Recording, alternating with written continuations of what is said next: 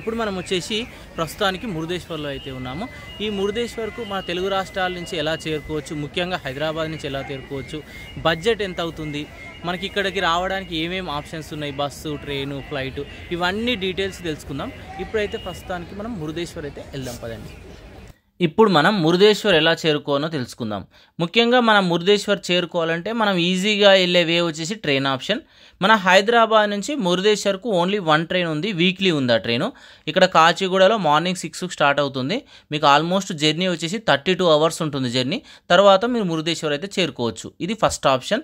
Almost ticket price ఒక 800 rupees ఉంటుంది. Second option వచ్చేసి అది వీక్లీ వన్సే ఉంటుంది కాబట్టి మనం ఈజీగా వెళ్ళాలంటే మన హైదరాబాదు తెలుగు రాష్ట్రాల నుంచి హుబ్లీకి చేరుకోండి. హుబ్లీకి ఏంటంటే చాలా ట్రైన్స్ ఉంటాయి. మనకు టికెట్ వచ్చేసి ఒక 400 రూపీస్ అలా ఉంటుంది అంతే. అక్కడి నుంచి మీరు మురుదేశ్వర్ అయితే చేరుకోవచ్చు. బట్ బస్సులోనే వెళ్ళాలి, ట్రైన్ ఫెసిలిటీ అయితే లేదు. అయితే మీరు బస్సులో వెళ్ళాలంటే డైరెక్ట్ బస్ ఫెసిలిటీ అయితే లేదు.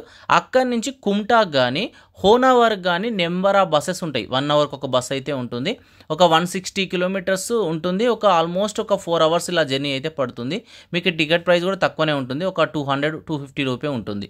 ఈ 2 ప్లేస్లకు చేరుకున్నారనుకో మీరు కుమ్టా నుంచి కానీ హోనావర్ నుంచి కానీ ఒక 30-40 కిలోమీటర్స్ డిస్టెన్స్లోనే మీకు మురుదేశ్వర్ ఉంటుంది. ప్రతి 10 నిమిషాలకు ఒక బస్ అయితే ఉంది. మీరు కుమ్టాలో దిగిరనుకో అక్కడ నుంచి 63 రూపీస్ వచ్చేసి మురుదేశ్వర్కు బస్ ఛార్జ్ అయితే ఉంది. మీరు గోకర్ణ వెళ్ళాలన్నా వెళ్ళొచ్చు. కుమ్టా నుంచి ఒక 30 కిలోమీటర్స్ దూరంలోనే మీకు గోకర్ణ కూడా ఉంటుంది, ఒక 30 రూపీస్ ఉంటుంది, మీ ఇష్టం అది. అక్కడి నుంచి మురుదేశ్వర్ అయితే చేరుకోండి, ఇది ఒక ఆప్షన్. లేదు మీరు బెంగళూరు నుంచి మైసూరు నుంచి వస్తారనుకో బెంగళూరు నుంచి మనకు 4 బస్సెస్ దాకా అవైలబుల్గా అయితే ఉన్నాయి. స్లీపర్ బస్సెస్, సీటర్ బస్సెస్ కూడా అవైలబుల్గా ఉన్నాయి. ట్రైన్ ఫెసిలిటీ అయితే లేదు. మీకు సీటర్కి వచ్చేసి 650 రూపీస్ ఇలా ఉంది, స్లీపర్కి వచ్చేసి 1100 రూపీస్ ఇలా ఉంది.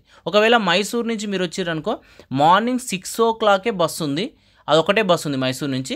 మనకు బస్ టికెట్ వచ్చేసి 545 రూపీస్ ఉంది. డైరెక్ట్ మురుదేశ్వర్ అయితే చేరుకోవచ్చు. లేదు మీకు బెంగళూరు నుంచి మైసూరు నుంచి ఈ స్పెషల్ బస్సులే కాకుండా మీకు టైం కాకుండా వేరే టైంలో వచ్చారనుకో మంగళూరు వరకు వచ్చేసేయండి. మంగళూరు వరకు ప్రతి హాఫ్ అన్ అవర్కు 1 అవర్కు ఒక బస్సు ఉంటుంది. అక్కడి నుంచి మీకు మంగళూరు నుంచి 160 కిలోమీటర్స్ దూరంలోనే మీకైతే మురుదేశ్వర్ అయితే ఉంటుంది. ఈ విధంగా మీరు వచ్చేసి మురుదేశ్వర్ అయితే చేరుకోండి. లాస్ట్ ఆప్షన్ ఫ్లైట్ ఆప్షన్ కూడా ఉంది. మంగళూరు కానీ హుబ్లీ కానీ చేరుకొని అక్కడి నుంచి నేను చెప్పిన విధంగానే మురుదేశ్వర్ అయితే చేరుకోవాల్సి అయితే ఉంటుంది. ఆల్మోస్ట్ మనమైతే మురుదేశ్వర్కి అయితే వచ్చేసాం. చూడండి మనం వస్తూ ఉంటే చూడండి కొబ్బరి చెట్లు, ఈ వాగులు, చెర్లు ఎంత సూపర్గా కనబడుతున్నాయో. నేను ఇప్పుడే వచ్చేసి మురుదేశ్వర్ బస్ స్టాప్లో అయితే దిగేశాను. కొన్ని బస్సులు ఏంటంటే మీకు టెంపుల్ దాకా రావు, బెంగళూరు నుంచి ఇవన్నీ వచ్చినాయి. మనకు రోడ్ పైన ఆపేస్తే చౌరస్తా, అక్కడి నుంచి 2 కిలోమీటర్లు మనం లోపలికి రావాలి. ఆటోలో వచ్చి 50 రూపీస్ అయితే తీసుకున్నారు. నేనైతే ఇప్పుడే ఈ లోకల్ బస్ స్టాప్ని అయితే దిగేసిన. ఇక్కడ నుంచి కొంచెం ముందుకు రాగానే నాకు కోనేరు అయితే కనబడదు. ఒకసారి కోనేరు అయితే చూడండి, స్వామివారి కోనేరు ఇది. అయితే నేను వచ్చేసి ఫ్రెష్ అప్ అయిన అన్నట్టు ఫ్రెష్ అప్ అయి చేసి స్వామివారి దర్శనంకి అయితే వెళ్తున్నాను. నేను రూము ఆ డీటెయిల్స్ లాస్ట్లో అయితే చెప్తాను. ఒకసారి ఇక్కడ గోపురం చూడండి. ఇప్పుడైతే మనం లోపలికి వెళ్ళి ఏమేమి ఉన్నాయో చూద్దాం. ప్రధానమైన గోపురం దగ్గరికి అయితే వచ్చేసినాం చూడండి. ఇక్కడ నుంచి మనం లోపలికి అయితే వెళ్దాం పదండి. మీకు ఏమైనా ఫుడ్ కావాలనుకున్నా, టీలు ఏమైనా తాగాలనుకున్నా అన్నీ అయితే ఈ చుట్టుపక్కలనే ఉన్నాయి, నో ప్రాబ్లం వాటికైతే. ఇప్పుడు మనమైతే ఇక మెయిన్ గోపురం దగ్గరికి అయితే వెళ్ళిపోదాం. పార్కింగ్ కావాలనుకుంటే మాత్రం కార్లో వస్తే రైట్ సైడ్ అయితే ఉంది. ఒకసారి ఇక్కడ నుంచి గోపురం చూడండి. ఇప్పుడు వచ్చేసి మనం మెయిన్ టెంపుల్ ముందు అయితే ఉన్నాం చూడండి. మనకు బ్యాక్ సైడ్ వచ్చేసి మీకు రాజగోపురం అయితే కనబడుతుంది చూడండి బ్యాక్ సైడ్. ఒకసారి లోపలికి వెళ్ళి లిఫ్ట్ ఉంది, పై వారికి అయితే ఎక్కి వ్యూ అయితే చూద్దాం. ఒకసారి ఇక్కడి నుంచి అయితే లోపలికి వెళ్దాం. ఇప్పుడు మనం చూస్తున్న ఈ గోపురం వచ్చేసి ప్రపంచంలోనే అతిపెద్దది. యాక్చువల్గా మనకు స్పెషల్ ఏంటంటే మొత్తం ఒక 22-24 అంతస్తులో ఉందట ఈ గోపురం. పై వరకు మనం లిఫ్ట్లో అయితే వెళ్ళొచ్చు. ఇప్పుడు మనం ఏంటంటే ఇక్కడి నుంచి లోపలికి వెళ్దాం. రైట్ సైడ్ అయితే టికెట్ కౌంటర్ ఉందట. టికెట్ తీసుకొని లిఫ్ట్లో మనం పైకి అయితే వెళ్దాం. మనకు టికెట్ వచ్చేసి అడల్ట్స్కు 20, చిల్డ్రన్స్కి వచ్చేసి 10 రూపీస్. నేనైతే టికెట్ అయితే తీసుకున్నా. మనం అక్కడికి వెళ్ళి ఇప్పుడే లోపలికి అయితే వచ్చేసాం. ఇక లెఫ్ట్ సైడ్ నుంచి లోపలికి వెళ్తే స్వామివారి క్షేత్రం అయితే ఉంటుంది. ఫస్ట్ అయితే మనం పైకి అయితే వెళ్దాం పదండి. ఇక్కడైతే నేనైతే వెయిట్ చేస్తున్నాను, పైకి వెళ్దాం. ఇప్పుడు మనం వచ్చేసి లిఫ్ట్లో 18th ఫ్లోర్కి అయితే వచ్చినాం. మొత్తం టోటల్ పైన ఒక దిక్కు సముద్రం ఉంది, ఒక దిక్కు స్టాచ్యూ ఉంది, ఒక దిక్కు సిటీ వ్యూ ఉంది. 3 వ్యూలు అయితే ఇప్పుడు చూపిస్తా చూడండి. 18th ఫ్లోర్లో లిఫ్ట్ దిగానే స్టేట్ వచ్చేసి ఈ విధంగా అయితే ఉంటుంది, అంటే రైట్ సైడ్ అన్నట్టు చూడండి. ఇప్పుడు మనం వచ్చేసి టెంపుల్ ముందు సైడ్ చూద్దాం చూడండి. ఇప్పుడు మనం చూస్తుంది టెంపుల్ యొక్క ముందు సైడ్. మనం అక్కడి నుంచి వచ్చేసినాం. మనం ముందు చూస్తుంది మొత్తం మురుదేశ్వర్ యొక్క పట్టణం అన్నట్టు. చూడండి ఎంత గ్రీనరీగా ఉందో, చెట్లు గిట్లా. లెఫ్ట్ సైడ్ ఏమో సముద్రం ఉంది. చూడండి ఎంత క్లియర్గా కనబడుతుందో. ఎక్కువ వచ్చేసి ఇక్కడ ఫిషెస్ అయితే పడతారు. ఆ ఫిషెస్ బోట్లు కూడా చూడండి, అన్ని బోట్స్ ఉన్నాయి చూడండి రైట్ సైడ్ అయితే మీకు చాలా ఫిషెస్ పడతారు. ఫిష్ మార్కెట్ కూడా మనకు ఎందుకో టెంపుల్ ముందే ఉంది. ఇక్కడ నుంచి లెఫ్ట్ సైడ్ వెళ్ళి చూపిస్తాను మీకు. చూడండి ఇగో ఈ లెఫ్ట్ సైడ్ నుంచి మీకు ఆల్మోస్ట్ మొత్తం కనబడుతుంది చూడండి సముద్రం. ఇగో బీచ్ వచ్చేసి అది మురుదేశ్వర్ బీచ్. లాస్ట్లో మనం బీచ్ దగ్గరికి వెళ్దాం. ఇప్పుడు మనం వచ్చేసి గోపురానికి బ్యాక్ సైడు మహాశివుడు అయితే కనబడుతుంది చూడండి. ఈ శివుని స్టాచ్యూ వచ్చేసి ప్రపంచంలోనే అతిపెద్ద స్టాచ్యూ అట. ఎక్కడి నుంచి కిందికి వెళ్దాం. ఇప్పుడు మనం ఏంటంటే ఇక దర్శనానికి అయితే వెళ్ళిపోతున్నాం. దర్శనానికి వెళ్తూ ఉంటే ఈ మహద్వారం నుంచి చూడండి, ఇప్పుడు మనం పైనుంచి చూసిన మహాశివుడు ఎంత అద్భుతంగా కనబడుతుండో ఒకసారి అయితే చూడండి. ఇక్కడ వెళ్ళాం కదా, ఇక్కడ నుంచి లెఫ్ట్ సైడ్ నుంచి మనం లోపలికి అయితే వెళ్ళాలి. ఒకసారి ఇక్కడ రైట్ సైడ్ చూడండి, మనకు గజరాజు యొక్క విగ్రహం ఉంది. ఎంత చక్కగా ఉందో చూడండి. వావ్, వ్యూ చూడండి ఎంత బ్యూటిఫుల్గా మీకు కనబడుతుందో. ఇక మనం చూసిన మనం గోపురం అన్నట్టు ఇక్కడ ఇలా పైకి వచ్చినాక ఈ విధంగా కనబడుతుంది చూడండి గోపురం. మనం ఏంటంటే దర్శనానికి అయితే వెళ్తున్నాం అన్నట్టు. ఇప్పుడు ఇగో ఇదంతా వ్యూ మనం పైనుంచి చూసినాం ఈ ప్రాంతం అంతా.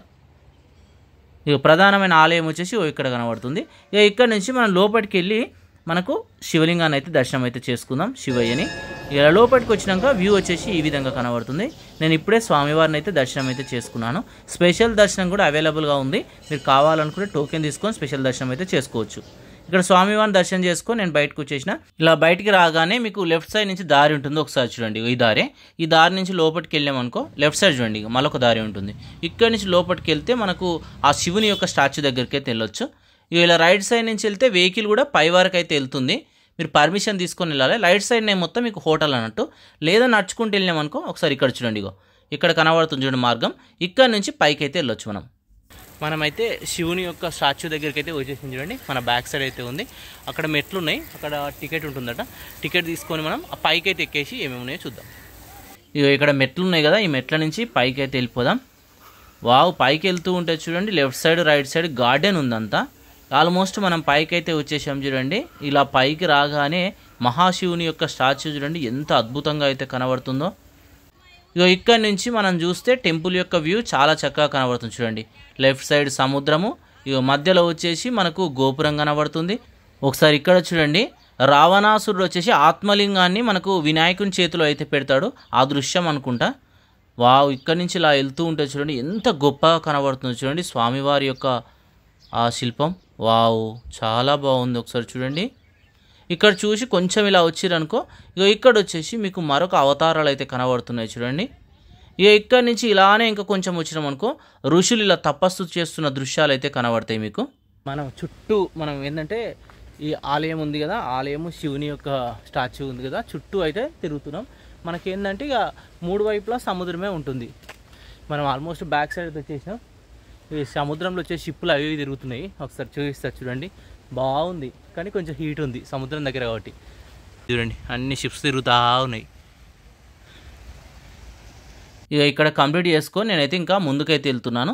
మీకు బ్యాక్ సైడ్ వచ్చేసి కోట ఉంటుంది, ఆల్మోస్ట్ కూలిపోయింది, ఏం కనబడతలేదు, చూపిద్దామన్నా నేనైతే చూడలేకపోయినా. ఇలా బ్యాక్ సైడ్ నుంచి స్వామివారి యొక్క విగ్రహం వచ్చేసి ఈ విధంగా కనబడుతుంది చూడండి. ఇలానే లాస్ట్గా నడుచుకుంటూ వచ్చిరనుకో ఇక్కడ వచ్చేసి రథం అయితే ఉంటుంది, చాలా బాగుంటుంది. ఒకసారి చూడండి రథం మీకు చూపిస్తా. చూడండి ఎంత బాగుందో, మొత్తం బంగారంతో చేసినట్టే ఉన్నది రథం అయితే.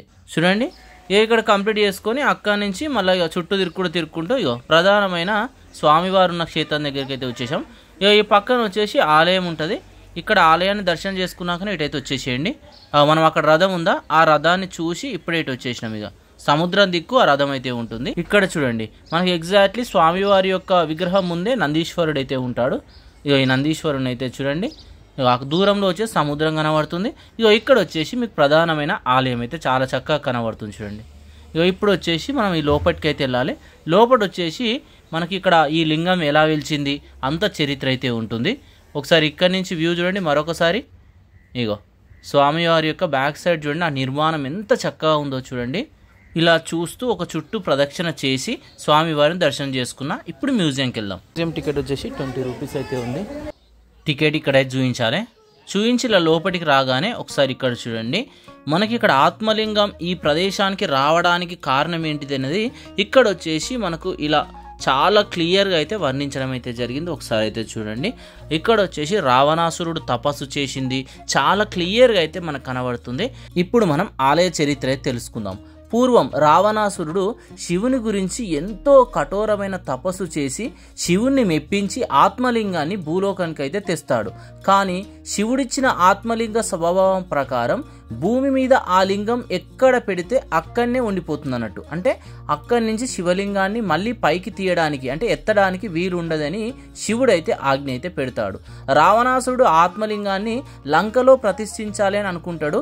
కానీ ఆ లంకలో ప్రతిష్ఠిస్తే ఎన్నో అనర్థాలు జరుగుతాయని భావించిన దేవతలు విష్ణువుని వేడుకోగా విష్ణువు వచ్చేసి తన మాయాజాలంతో సూర్యాస్తమయం అయ్యేటట్లు చేస్తాడు.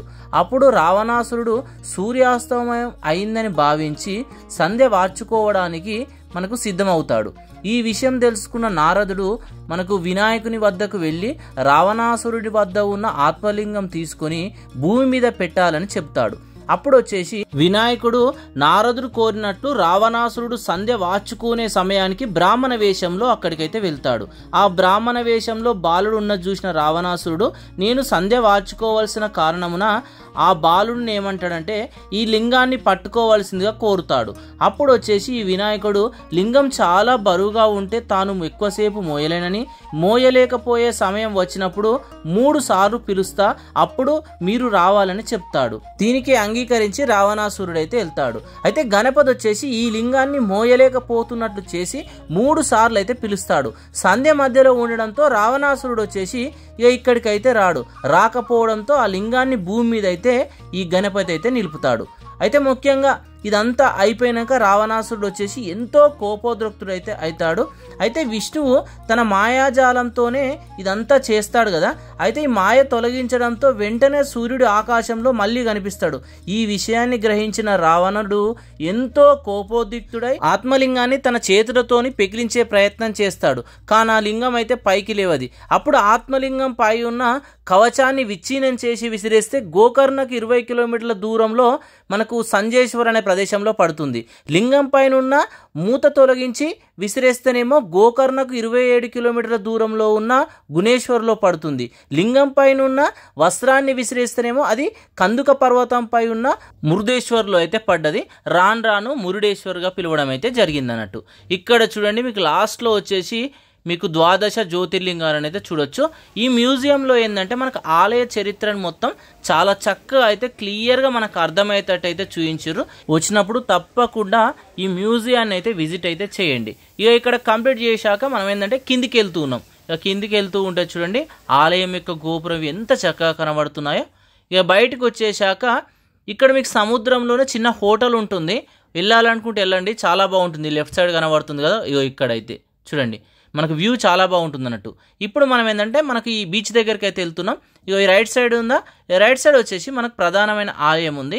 మనం కొంచెం ముందుకు వెళ్ళి లెఫ్ట్ సైడ్ అయితే వెళ్ళాలి. మనం వచ్చేసి అయితే బీచ్ దగ్గరికి అయితే వచ్చేసాం. ప్రస్తుతానికి మన బ్యాక్ సైడ్ టెంపుల్ ఉంది. ఆ టెంపుల్ నుంచి ఇలా కొంచెం ముందుకు వస్తే అంటే ఆపోజిట్లోనే మనకైతే బీచ్ అయితే కనబడుతుంది. చూడండి బ్యాక్ సైడ్ మీకు టెంపుల్ కూడా క్లియర్గా కనబడుతుంది. చూడండి టెంపుల్ యొక్క గోపురం.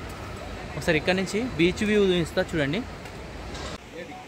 ఒకసారి ఇక్కడ నుంచి చూడండి ఆలయ గోపురం ఎంత చక్కగా కనబడుతుందో, ఆకాశాన్ని తాకినట్టున చూడండి. అంత పెద్ద గోపురం, ప్రపంచంలోనే అతిపెద్ద గోపురం అన్నట్టు. మహాశివుని యొక్క స్టాచ్యూ కూడా అంతే, మన దేశంలోనే అతిపెద్దదట మనకు స్వామివారి యొక్క స్టాచ్యూ. ఇక్కడ చూడండి బీచ్, ఆ లోపటి వరకు వెళ్ళి ఎంజాయ్ అయితే చేస్తుర్రు. లోపల వరకు అయితే వెళ్ళొచ్చట, నో ప్రాబ్లం అట. పోలీస్ వాళ్ళు ఉన్నారు, చాలా నీట్గా క్లీన్గా అయితే ఉంచుతుర్రు. చెత్త వేస్తుర్రు చాలామంది, అయినా సరే నీట్గా అయితే ఉంచుతుర్రు. బీచ్లు అయితే మంచిగా మీరైతే ఎంజాయ్ చేయొచ్చు. ఒకసారి చూడండి బీచ్ కూడా మీకు నీట్గా కనబడుతుంది. చాలామంది పర్యాటకులు అయితే ఇప్పుడే వచ్చిర్రు చూడండి. మార్నింగ్ టైంలో కూడా ఎంత రష్ ఉందో, నైట్ అయితే చాలా బాగుంటుంది అన్నట్టు ఇక్కడ. ఒకసారి ఇక్కడ నుంచి చూడండి, ఆ గుర్రాల మీద స్వారీ చేయాలంటే చేయొచ్చు. ఒంటేలు ఉన్నాయి, చాలా బాగున్నది ఇక్కడైతే. మీకు నచ్చినంతసేపు ఇక్కడైతే స్పెండ్ చేయండి. ఇప్పుడు వచ్చేసి నిన్న రూమ్ అయితే ఒకసారి మీకు చూపిస్తా. ఇప్పుడు మన రూమ్ దగ్గరికి అయితే వెళ్ళిపోదాం. మన బ్యాక్ సైడ్ వచ్చేసి ఎగ్జాక్ట్లీ టెంపుల్ ఉంటుంది.